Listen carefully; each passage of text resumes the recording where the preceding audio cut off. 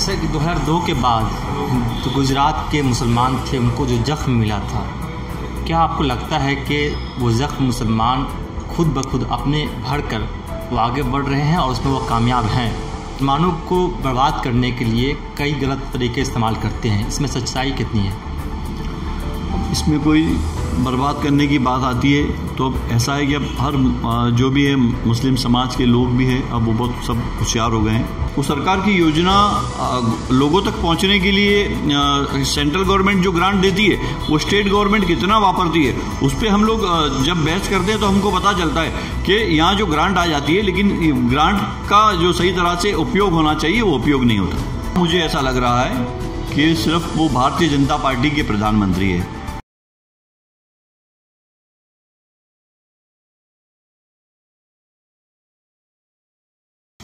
आदाब, नमस्कार, मैं हूं अकरम ज़फ़ीर और इस वक्त हम हैं अहमदाबाद के कांग्रेस के नेता इमरान खेड़ेवाला के साथ। सर, आपका बहुत बहुत शुक्रिया हमसे जुड़ने के लिए।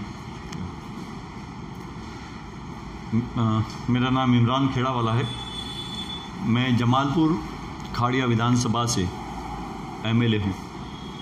मेरा पहला आपसे सवाल ये है कि आपकी सरकार, मतलब आप जिस पार्टी में है, कांग्रेस, मौजूदा वक्त में भारतीय जनता पार्टी की सरकार है देश में, आपकी पार्टी कांग्रेस गुजरात में किस तरह की कोशिश कर रही है सत्ता में आने के लिए? गुजरात के अंदर तकरीबन 25 साल से भारतीय जनता पार्टी की सरकार है यहाँ पर, और बीजेपी की सरकार 25 साल से यहाँ पर है। फिर भी कांग्रेस पार्टी की तरफ से हमेशा जो लोगों के सवालात हैं उसको उठाने की हम लोग विधानसभा में हर वक्त कोशिश करते हैं और वो सवाल उठाते हैं। और लोगों को जिस तरह से आज गुजरात के अंदर की जो समस्या है, गुजरात में जो आज लोग परेशान हैं, ख़ास करके यहाँ का जो खेडूत है वो परेशान है, युवान जो है बेरोज़गार है, आज महंगाई, भ्रष्टाचार, स्कूल कॉलेज, जिस तरह से आज गुजरात के अंदर आपने देखा होगा कि यहाँ पर जो लोग, भारतीय जनता पार्टी की सरकार 25 साल से हैं, लेकिन कोरोना की महामारी के लॉकडाउन के दरमियान में 6 महीने के अंदर आज गरीब आदमी एकदम गरीब हो गया है। आपको लगता नहीं कि प्रधानमंत्री ने जो अचानक ऐलान किया लॉकडाउन का, वो गलत था? देश के प्रधानमंत्री एक वक्त के यहाँ के गुजरात के मुख्यमंत्री भी रह चुके हैं और आज देश के प्रधानमंत्री है। गुजरात के साथ उनका नाता है और वो देश के प्रधानमंत्री है ना, हमारे प्रधानमंत्री है। वो कोई भारतीय जनता पार्टी के प्रधानमंत्री नहीं है, वो भारत देश के। ऐसा लगता है कि वो भारतीय जनता की पार्टी के ही प्रधानमंत्री है हाल के दिनों में, जैसे कि वो कदम उठाए हैं। मुझे ऐसा लग रहा है कि सिर्फ वो भारतीय जनता पार्टी के प्रधानमंत्री है। जब इलेक्शन के अंदर जब वो भाषण दे रहे थे तो 130 करोड़ की जनता का विश्वास उनको मिला था, लेकिन आज मैं देखता हूँ कि लोग, जो 130 करोड़ की भारत की प्रजा है हमारी, दुखी है। सुखी वो लोग हैं जो प्रधानमंत्री के साथ नज़दीकी संबंध रखते हैं, जो उद्योगपति है, बिजनेसमैन है, वो लोग सुखी आज। लेकिन आवाम, सामान्य मिडिल क्लास और गरीब आज बहुत दुखी है। आज छोटे दुकानदार हो, छोटा बिजनेसमैन करने वाला हो, या कोई नौकरी करने वाला हो, या प्राइवेट नौकरी करने वाला हो, 20 करोड़ से ज़्यादा लोगों की नौकरी 6 महीने के अंदर चली गई। सर, मैं कुछ अलग इस बात करना चाहता हूँ कि जो मुसलमान एक तरह की यहाँ 9% आबादी है, तो क्या लगता है कि सरकार ने जो 15 साल 20 साल से जो सरकार है भारतीय जनता पार्टी की सरकार, इसमें मुसलमानों का भला हुआ है या बुरा हुआ है? सरकार के कहने पे तो मुसलमानों का कोई भला नहीं हुआ है, लेकिन यहाँ पर जो भी गुजरात के अंदर या भारत देश के अंदर जो भी मुसलमान रहता है, वो भारत देश के इस मिट्टी को नमन करता है, इसलिए कि भारत देश हमारा है। चाहे हुकूमत किसी की भी हो, भारतीय जनता पार्टी की हो, लेकिन भारत देश के अंदर जिस तरह से आज लोगों का एक दूसरे पे से विश्वास उठ रहा है।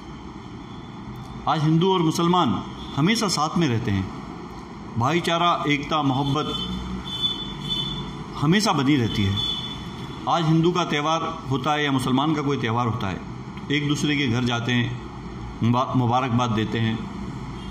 ये माहौल बरसों से चला आया है, लेकिन अभी भारतीय जनता पार्टी की सरकार आने के बाद मुझे ऐसा लग रहा है कि लोगों के अंदर एक फिक्र सी हो गई है। आज जहाँ जोड़ने की बात होती है वहाँ तोड़ने की बात हो रही है। इससे मेरे भारत देश को नुकसान होने वाला है। जैसा कि 2002 के बाद जो गुजरात के मुसलमान थे उनको जो जख्म मिला था, क्या आपको लगता है कि वो जख्म मुसलमान खुद ब खुद अपने भर कर वो आगे बढ़ रहे हैं और उसमें वो कामयाब हैं? नहीं, गुजरात के अंदर 2002 के दंगे के बाद के हालात और अभी 2020 के हालात बहुत फ़र्क है। आज कितना बदला मुसलमान? नहीं, काफ़ी बदल चुका है। आज समझो, आज हम लोग जो बिज़नेस से रिलेटेड है या कोई नौकरी धंधे से रिलेटेड है, तो वहाँ पर अच्छी तरह से उन लोगों ने तरक्की की है। ऐसा नहीं है कि गवर्नमेंट ने हमको लोन दी है, गवर्नमेंट ने हमको कोई योजनाएं बना के दी है, गवर्नमेंट ने हमको कोई पैकेज दिए हैं, वो कोई बात नहीं है। गुजरात सरकार का ये कहना है कि हम अल्पसंख्यकों के लिए, खासतौर पर मुसलमानों के लिए एक अलग स्कीम चलाते हैं, उनकी लड़कियों की तरक्की के लिए, उनकी पढ़ाई के लिए। इसकी सच्चाई क्या है? नहीं, इसकी सच्चाई ये है कि एक तरफ भारत सरकार हज की सब्सिडी बंद कर देता है और गुजरात के अंदर भी 3 साल से जो हज की सब्सिडी थी वो बंद कर दी। और उस वक्त ऐसा बताया था कि ये हज की सब्सिडी बंद कर दी हमने। वो इसके लिए बंद की है कि हम लोग जो हमारी बेटियां हैं, लड़कियां हैं, उनको पढ़ाने के लिए हज की सब्सिडी के अंदर हम उसका इस्तेमाल करेंगे। लेकिन आज 3 साल हो गए, एक रुपया भी हज की जो सब्सिडी था, जो माइनॉरिटी के लिए खर्च करने वाले थे, 1 रुपया भी आज तक उन्होंने खर्च नहीं किया। ये विधानसभा में मुझे जानकारी मिली। तो आपको लगता है कि ये सरकार, भारतीय सरकार, मुसलमानों को एक तरह से किनारा कर दिया? ये सरकार चाहे किनारा करना चाहती हो, लेकिन भारत देश का मुस्लिम, हिंदुस्तान का, मैं गुजरात के मुसलमानों की बात कर रहा हूँ। अगर गुजरात का मुस्लिम, मैं नहीं समझता कि यहाँ से हम लोग कुछ अलग कुछ सोच रखते हैं। हम भारत देश के अंदर गुजरात है और गुजरात के अंदर हम लोग रहते हैं। ये गुजरात भी हमारा ही है, हम सब गुजराती है। तो हमारे तो खून के अंदर व्यापार है। तो हम लोग गुजराती लोगों के लिए ऐसी बात होती है कि भाई हम लोग व्यापारी हैं। हम लोग चाहे पॉलिटिशियन ज़रूर हैं, लेकिन हमारे जहाँ गुजरात के अंदर, यहाँ पर जहाँ कौमी एकता की बात आती है, तो हम लोग तमाम लोग साथ में मिलकर काम करते हैं। आज हिंदू हो या मुसलमान हो, सिख, ईसाई, तमाम लोग साथ में मिलकर काम करते हैं और एक दूसरे के सुख दुख में हम लोग खड़े रहते हैं। गुजरात के अंदर ऐसे कई हादसे बने, जो एक तो जलजल आया, धरती कम हुआ, उस वक्त भी तमाम जो मुस्लिम समाज के आगेवान थे, मुस्लिम समाज के युवान थे, वो तमाम हॉस्पिटलों के अंदर खुद अपना खून देने के लिए लाइनें लगा के खड़े थे। इतना करने के बावजूद फिर भी मुसलमानों के ऊपर शक की निगाह सरकार रखती है, उनको देशद्रोही कहा जाता है। अब सरकार का नज़रिया क्या है वो तो सरकार जाने, लेकिन हिंदुस्तान का मुसलमान, गुजरात का मुसलमान इस मिट्टी के साथ जुड़ा है, इस मिट्टी में रहने वाला है, इस मिट्टी के अंदर दफन होने वाला है। हम पे कोई शक करता है या हम पे कोई जुल्म करता है तो वो उनकी बात है, लेकिन यहाँ का जो मुसलमान है वो मैं समझता हूँ कि हमेशा तमाम लोगों को भरोसा और विश्वास में लेके काम करता है। और सरकार को भी हम लोग यही कहना चाहते हैं कि भाई हमारे मुस्लिम समाज के ऊपर ख़ास करके जो हमारी बेटियां हैं, बेटे हैं, जिनको नौकरी के लिए जो स्पेशल 5% जैसी कुछ अलग सी अनामत दी जाए कि जिससे मुस्लिम समाज के लोगों को नौकरी भी मिले, जो एजुकेशन के साथ साथ जो आज पढ़ लिख के जो लड़के उनको नौकरी ढूंढ रहे हैं, उनको स्पेशल कोटे के अंदर वो मिलनी चाहिए। ऐसी तरह दूसरा और भी मैं माइनॉरिटी के लिए कहना चाहता हूँ, गुजरात के मुसलमानों के लिए कहना चाहता हूँ, जो माइनॉरिटी में और आते हैं, जैसे मुसलमान एक लिए माइनॉरिटी में नहीं है, क्रिश्चियन लोग भी है, ईसाई भी है, पारसी लोग हैं, जैन लोग हैं, ये सब लोग भी माइनॉरिटी के अंदर आते हैं। और इन लोगों की भी यही समस्या है कि भाई माइनॉरिटी के अंदर जो भी कास्ट आती है तो उनके लिए स्पेशल बजट हो, और उसके लिए बजट सरकार को अलग से रखकर जैसे हाउसिंग योजना बनानी चाहिए कि माइनॉरिटीज़ के लिए कोई चीज़ सेफ जगह पर हो, जहाँ पर जैसे कि बिहार और यूपी में माइनॉरिटी के लिए अलग बजट तैयार किया जाता है। आप भी चाहते हैं कि गुजरात में भी ऐसा हो ताकि मुसलमान तरक्की करें? मैं चौक्कस ऐसा चाहता हूँ कि जैसे राजस्थान में गवर्नमेंट कांग्रेस की है, यूपी बिहार, वहाँ पर मदरसे के अंदर भी एजुकेशन मिलता है, उनको धार्मिक, दीनी और दुनियाई दोनों तालीम मिलती है, और जो बच्चे पढ़ते हैं उनको स्टाइपेंड मिलता है, उनको मौलाना जो पढ़ाते हैं उनका जो पगार भी होता है वो सरकार देती है। तो इस तरह गुजरात के अंदर भी होना चाहिए। गुजरात के अंदर भी जो भी धार्मिक जो मदरसे हैं जहाँ पे ये एजुकेशन दिया जाता है, बड़े बड़े ट्रस्ट है यहाँ, वो जो स्कूल भी चलाते हैं अंदर, और दीनी और दुनियाई दोनों तालीम देते हैं। ऐसे ट्रस्ट को भी गुजरात सरकार को ग्रांट देनी चाहिए, उसको स्पेशल बजट के अंदर लेना चाहिए। ऐसा नहीं, दूसरे और भी जहां मंदिर है, जो है गिरजाघर है, चर्च है, उन लोगों को भी इसमें समावेश करना चाहिए कि जहां ये लोग काम करते हैं, अच्छा काम करते हैं, सरकार के बरोबरी का जो काम करते हैं, एजुकेशन देने का काम करते हैं, तो वहाँ पर ये सब चीज़ें होनी चाहिए। मुझे बताइए सर कि फिलहाल जो विधानसभा चुनाव हुआ, आपकी पार्टी 70 सीटें लाई और मतलब बहुत इस मरतबा बहुत कामयाब रही आपकी पार्टी। तो अगर आपकी पार्टी आने वाले वक्त में, आने वाले विधानसभा चुनाव में आपकी पार्टी कांग्रेस की सरकार गुजरात में बनती है, तो आप इस बात को उठाएंगे कि माइनॉरिटी के लिए अलग से बजट तैयार किया जाए? चौक्कस। ऐसे जब अभी 2022 में अब तो विधानसभा का इलेक्शन आने वाला है, असेंबली का, उस वक्त कांग्रेस हमेशा गरीब, मध्यम वर्ग, दलित, ओबीसी, माइनॉरिटी, तमाम लोगों के लिए सोचती है। सिर्फ मुसलमानों की बात नहीं है। कांग्रेस पार्टी की विचारधारा ऐसी है कि तमाम लोग जो गरीब हैं, जो हमारा खेडूत परेशान है, हमारा जो नौजवान है वो परेशान है, हमारे यहाँ पर जो लड़कियाँ पढ़ के आज नौकरियाँ ढूंढ रही है, तो ये सब चीज़ें जब हम लोग देखते हैं, हम लोग इसको सोचते हैं कि भाई हमारी जब सरकार आएगी, कांग्रेस पक्ष की सरकार 2022 में मैं समझता हूँ बनने वाली है, बिल्कुल बनने वाली है। क्योंकि गुजरात के अंदर 25 साल से भारतीय जनता पार्टी के लोगों ने सिर्फ लोगों को बहकाने का काम किया है, और आज पता चल गया है लोगों को कि हम लोगों को आज तक इन लोगों ने कुछ नहीं दिया, सिर्फ वादे बातें उसमें उलझा के रखा है। जब देश के प्रधानमंत्री गुजरात के मुख्यमंत्री थे, जब क्या बात करते थे, आज देश के प्रधानमंत्री है जब क्या बात कर रहे हैं। आज देश के प्रधानमंत्री होते हैं कि भाई हम लोग सबके अकाउंट में 15 लाख रुपए डाल देंगे, तो 15 लाख रुपए की बात तो दूर रही, 15,000 रुपये भी कोई के अकाउंट में नहीं डाले। हम लोग जब उनका स्पीच सुनते थे तो कहते थे हम लोग ब्लैक मनी है जो भारत देश के अंदर ले आएंगे, तमाम ब्लैक मनी ले आएंगे जो विदेशों में पड़ी है, लेकिन वो भी कुछ इसमें सफल नहीं रहे।